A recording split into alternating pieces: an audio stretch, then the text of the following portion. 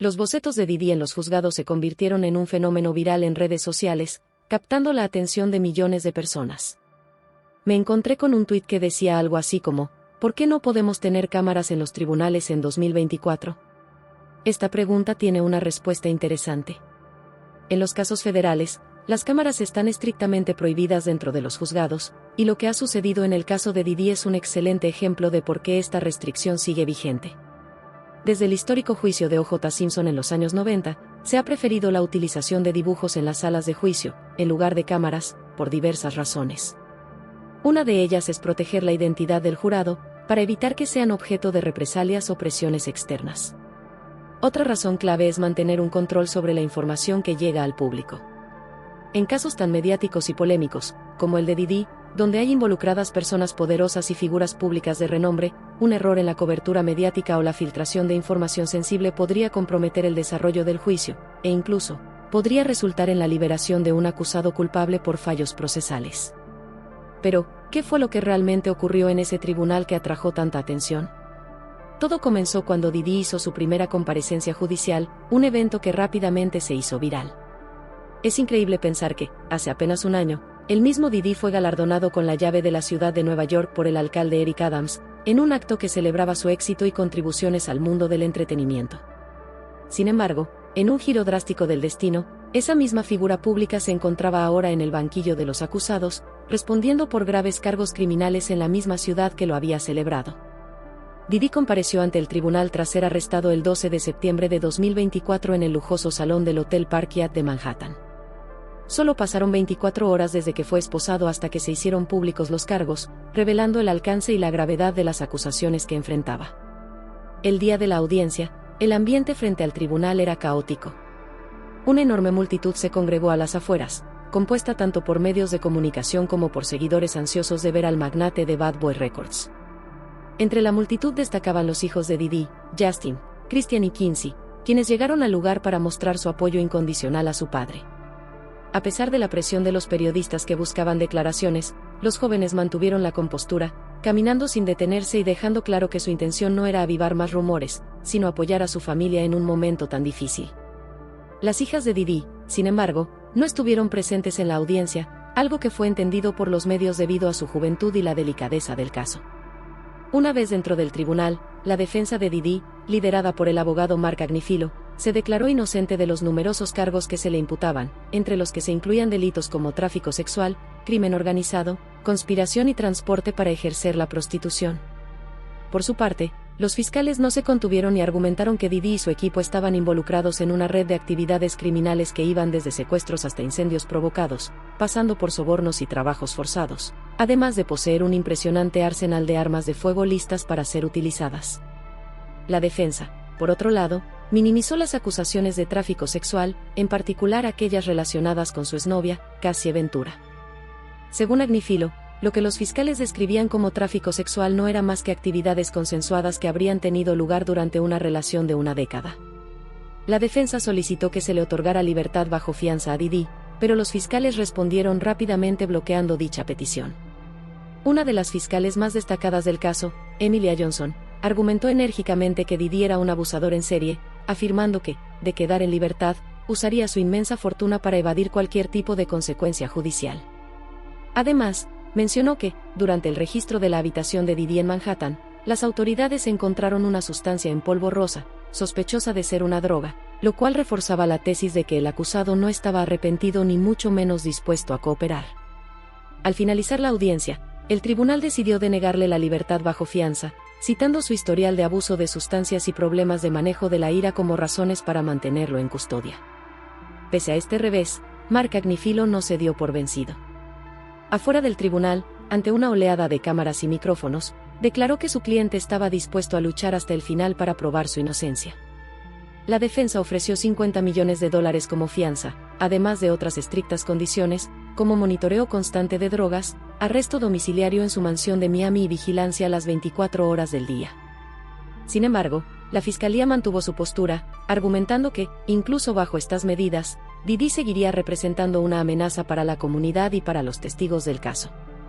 El caso tomó un giro aún más oscuro cuando, durante los registros en las propiedades de Didi en Miami y Los Ángeles, las autoridades encontraron numerosas armas de fuego, incluidas varias armas automáticas y rifles AR-15 modificados. Además, se incautaron dispositivos electrónicos que contenían grabaciones que podrían implicar a Diddy en actividades ilícitas con sus presuntas víctimas. Como si esto fuera poco, también se encontraron más de 1000 botellas de lubricante, lo que, según los investigadores, sería evidencia de las fiestas sexuales organizadas por el acusado. Estos descubrimientos impactaron profundamente incluso a los seguidores más leales de Diddy, quienes comenzaron a cuestionarse lo que sabían de la vida privada del artista. Mientras tanto, los dibujos de Diddy en el tribunal, realizados por las artistas Jane Rosenberg y Christine Cornell, comenzaron a circular ampliamente en redes sociales, generando todo tipo de reacciones. En estos bocetos, se veía a un Diddy aparentemente calmado junto a su abogado, lo que desató tanto preocupación como humor. Un usuario de Twitter, por ejemplo, hizo una broma sobre cómo el abogado parecía decirle: Diddy, estamos en un tribunal, no puedo ir a Brooklyn a comprarte un trozo de tarta de queso, lo que causó furor entre los internautas. Por ahora, Diddy permanecerá tras las rejas hasta que se celebre su juicio. Está recluido en el Centro de Detención Metropolitano de Brooklyn, un lugar notoriamente conocido por sus duras condiciones. Aunque se encuentra en una unidad de máxima seguridad, su rutina diaria es bastante estricta, tiene que levantarse temprano, limpiar su celda y recibe solo 3 comidas al día. A pesar de que tiene acceso a una pequeña tienda donde puede comprar artículos básicos como caramelos o zapatillas, su vida actual es un marcado contraste con el lujo y la opulencia a los que estaba acostumbrado en libertad. A pesar de lo difícil de la situación, su familia continúa brindándole apoyo incondicional. Sin embargo, debido a la gravedad de las acusaciones y al deterioro emocional que Diddy ha experimentado, se encuentra bajo vigilancia de suicidio como medida preventiva. El camino legal que tiene por delante es arduo y parece que aún queda mucho por resolver antes de que se llegue a un veredicto final en su caso. Cuando The Notorious B.I.G. y Craig Mack empezaron a soltar sus poderosos versos, el ascenso de Bad Boy Records se consolidaba rápidamente, transformando el sello en una fuerza dominante en la industria musical. Al mismo tiempo, en la otra esquina del país, emergía la figura de Tupac Shakur, un joven originario de la costa este que se convirtió en un ícono definitivo de la costa oeste. Su impacto no solo se limitó a la música, sino que también abarcó su talento actoral y su activismo social. Con cada canción, Tupac marcaba una diferencia, pero también despertaba una creciente controversia en el mundo del hip hop. El 30 de noviembre de 1994, la vida de Tupac cambió para siempre. Fue emboscado en los estudios Quad de Manhattan, donde recibió 5 disparos en un brutal asalto. Esta agresión sembró las semillas de una amarga rivalidad cuando Tupac acusó a Biggie, Puffy y toda la familia de Bad Boy Records de estar detrás del ataque. Lo que pudo haber sido un simple conflicto se transformó en una historia de traición, lealtades rotas y venganzas callejeras. Lo que siguió fue una saga de proporciones épicas, una leyenda que aún resuena en la cultura del hip hop. Mientras Tupac se recuperaba en prisión, ofreció una entrevista que dejaría huella en la historia del rap. Compartió detalles de lo que había sucedido la fatídica noche de su tiroteo. Todo comenzó con una invitación casual del DJ Ron para que Tupac colaborara en una de sus grabaciones. Tupac, que vivía por y para la música, accedió sin esperar nada a cambio. Sin embargo, un hombre llamado Booker intervino, ofreciendo miles de dólares y Tupac accedía a grabar para el álbum de Little Sound. Para Tupac, quien luchaba por mantenerse a flote en medio de facturas y compromisos, esta oferta era imposible de rechazar. A pesar de las dudas y los cambios en la promesa del pago, Tupac decidió acudir al estudio. El destino, sin embargo, tenía otros planes. En su camino, Tupac se encontró con Little César, amigo cercano de The Notorious B.I.G., y este encuentro le brindó algo de tranquilidad. No obstante, algo en el ambiente le resultaba extraño. Booker tenía conexiones inquietantes, y Tupac, que no contaba con guardaespaldas esa noche, se sentía vulnerable. Al llegar al estudio, se topó con un hombre que vestía equipo militar y que parecía ser parte de la seguridad de Biggie. Algo no encajaba. Las sospechas de Tupac se confirmaron cuando, al subir al ascensor, fue atacado. 2 hombres lo encañonaron, exigiendo sus joyas. Tupac intentó defenderse, pero durante el forcejeo recibió un disparo en la pierna. Herido y sangrando, cayó al suelo, fingiendo estar muerto para salvar su vida. Los atacantes no se detuvieron allí, lo golpearon brutalmente, despojándolo de todas sus pertenencias. Mientras Tupac soportaba el ataque, sintió una presión en la nuca, como si le estuvieran golpeando con una pistola. Todo se volvió borroso para él, hasta que lentamente recuperó la conciencia. Con un esfuerzo sobrehumano, Tupac logró arrastrarse hasta el ascensor y llegar al estudio. Allí, encontró a más de 40 personas, entre ellas André Harrell y Puffy, luciendo más joyas de las que él llevaba. A pesar de su estado, la reacción del entorno fue desconcertante, nadie se acercó a ayudarlo. Tupac estaba aturdido. La policía y la ambulancia llegaron rápidamente, pero la imagen de un oficial que previamente había testificado en su contra burlándose de su situación lo marcó profundamente. El hecho de que este ataque hubiera ocurrido en el mismo edificio donde estaban figuras clave como Puffy y Biggie, y que nadie interviniera, dejó a Tupac lleno de sospechas. A los pocos meses, en febrero de 1995, Biggie lanzó la canción Who's Shot Ya. Aunque Biggie y Puffy afirmaron que el tema fue grabado antes del tiroteo, Tupac lo interpretó como una clara provocación, lo que avivó aún más las tensiones entre las dos leyendas del rap. Las aguas ya estaban revueltas cuando llegó el momento de los premios Source en 1995.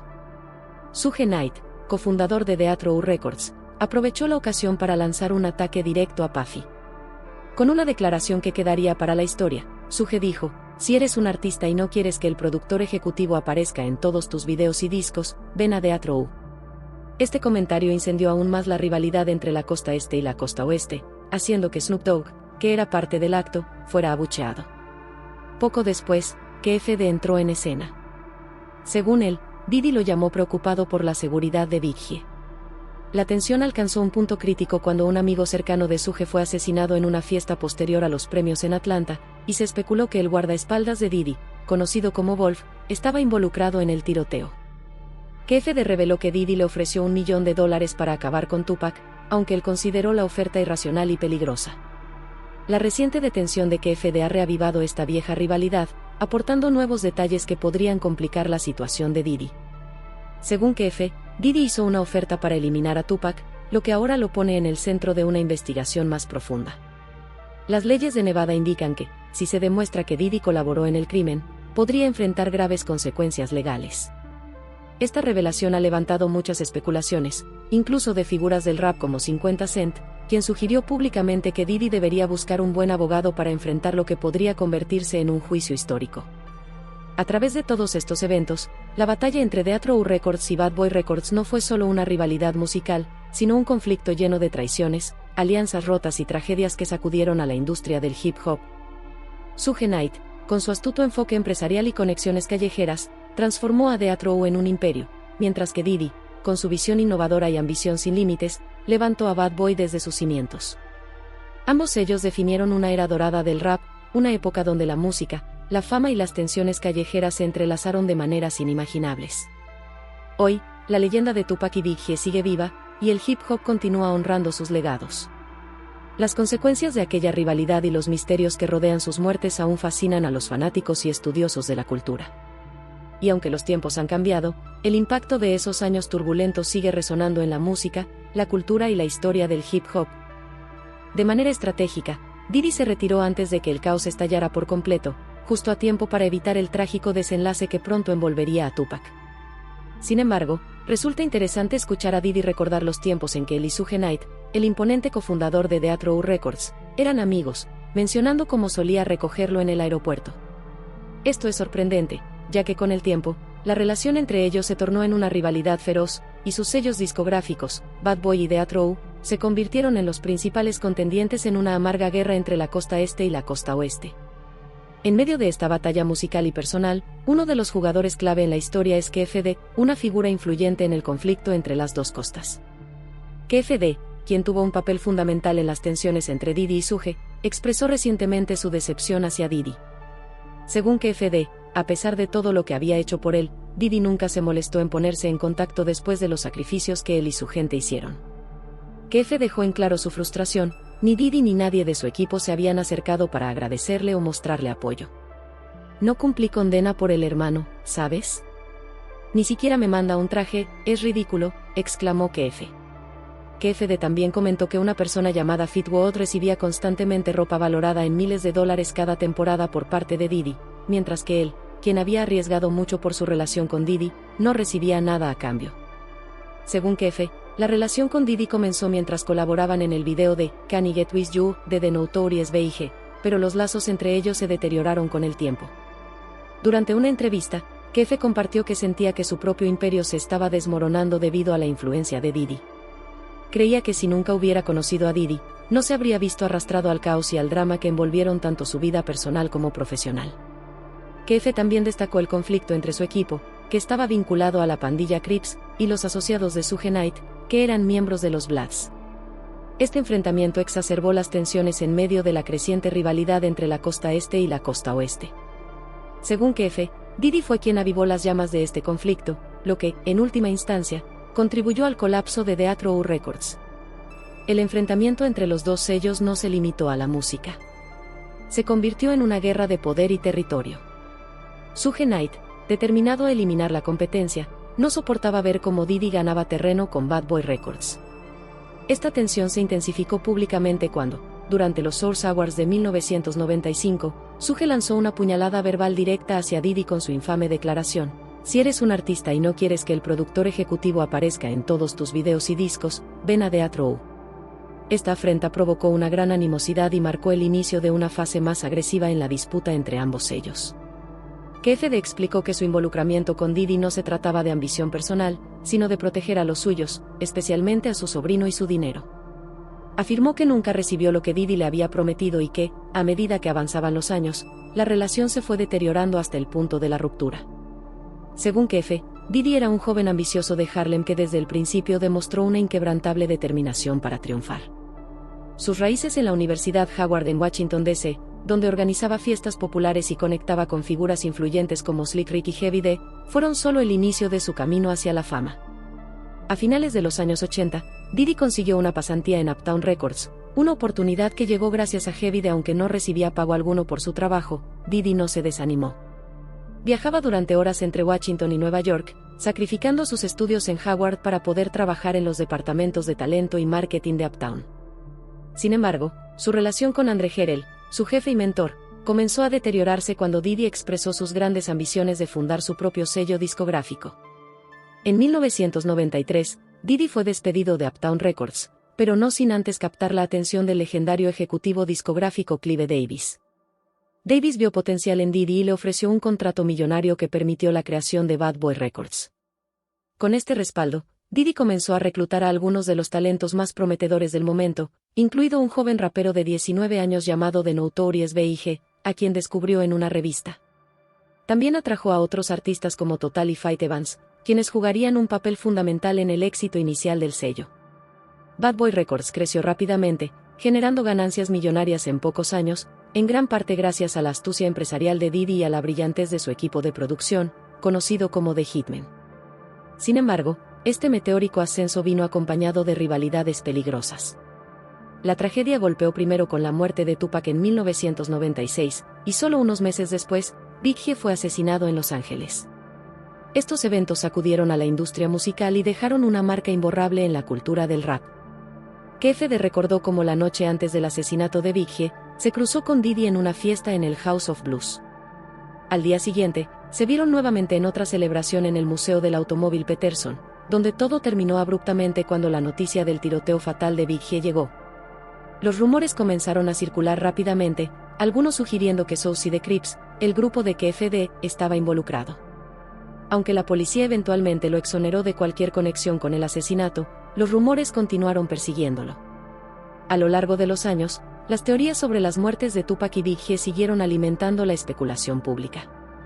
Algunas voces señalaron que la deuda no pagada de Diddy a los Crips había sido un factor clave en los acontecimientos que llevaron a la tragedia.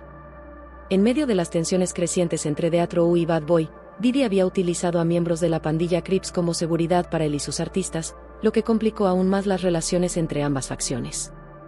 En una entrevista en 2016, cuando se le preguntó a Diddy sobre las teorías que lo involucraban en estos sucesos, él se negó a dar importancia a los rumores.